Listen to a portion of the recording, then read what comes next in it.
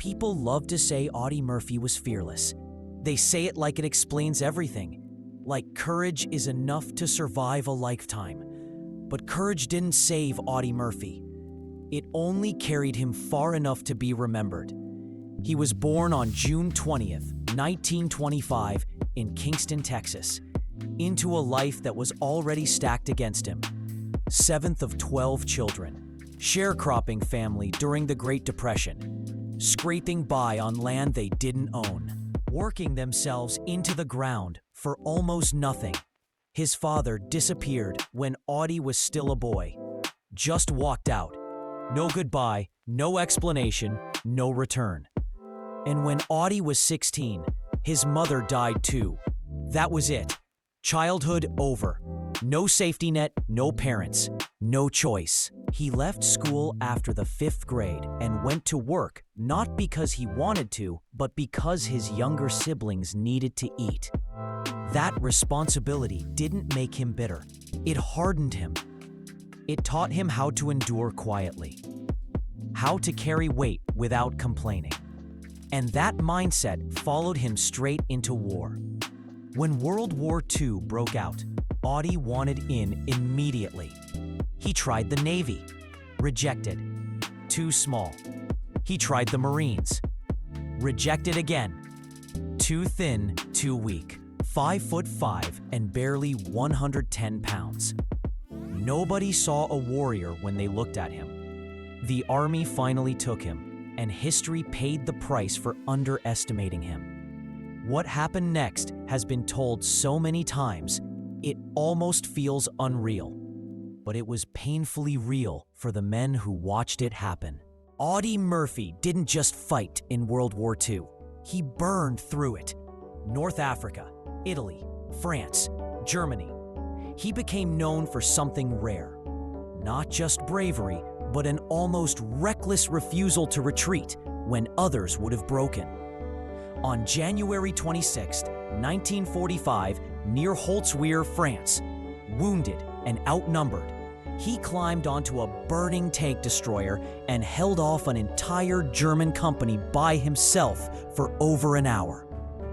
He fired a .50 caliber machine gun while calling in artillery strikes, bleeding, exposed, refusing to die.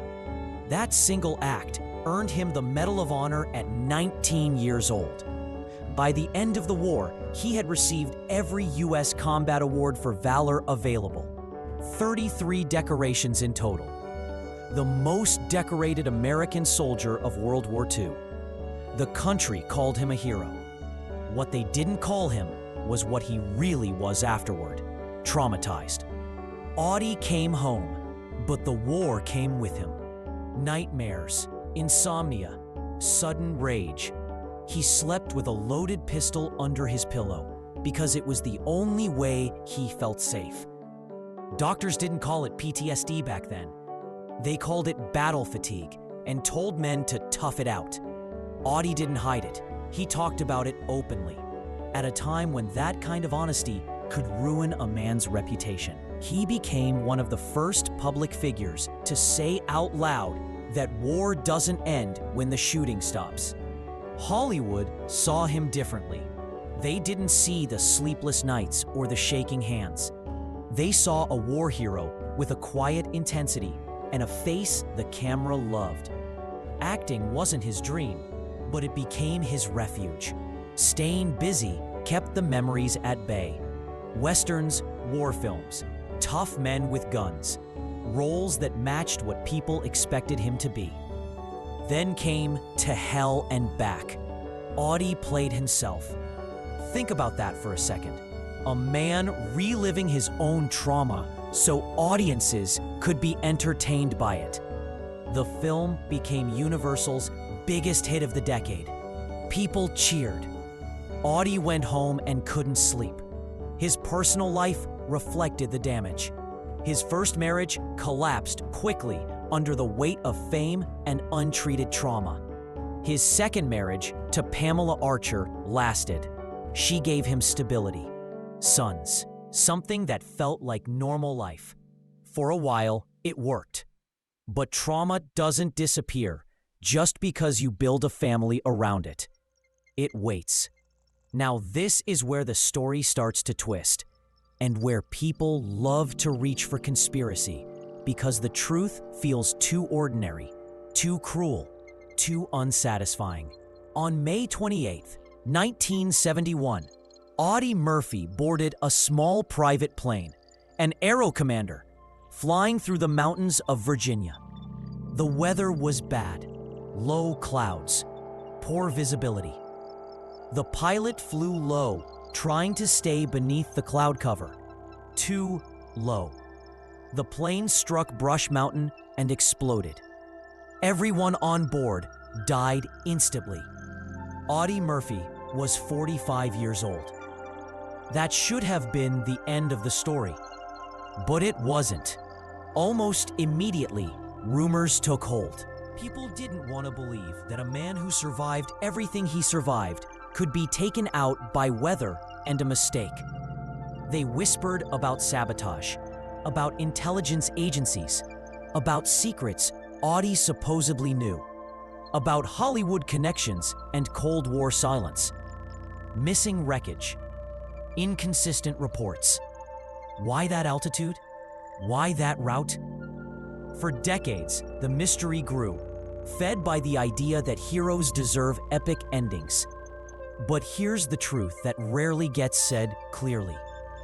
There is no credible evidence of sabotage, no verified tampering, no proven cut wires, no declassified document showing a hit, no whistleblower whose story survives real scrutiny.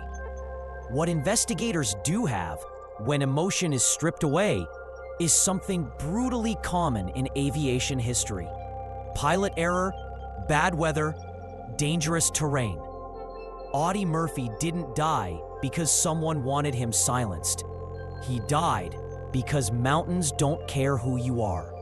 And there's another uncomfortable layer people avoid. Audie didn't slow down. He didn't rest. He didn't trust doctors. He lived like a man who had already cheated death and believed, maybe unconsciously, that fate owed him something. That belief keeps a lot of veterans alive, long enough to be remembered, and it kills more than people like to admit. The mystery of Audie Murphy isn't about how he died. It's about how much he carried before he did. He was a farm boy who became a legend, a soldier who gave everything he had, and a man who spent the rest of his life trying to outrun memories that never stopped chasing him. There was no grand conspiracy at the end, just a hard human ending to a hard human life. And maybe that's the part that makes people uncomfortable, because it reminds us that even the strongest men don't get guarantees. They just get stories. Audie Murphy's story isn't dark because of how it ended. It's heavy because of how much he survived before it did. That's not a myth. That's real life.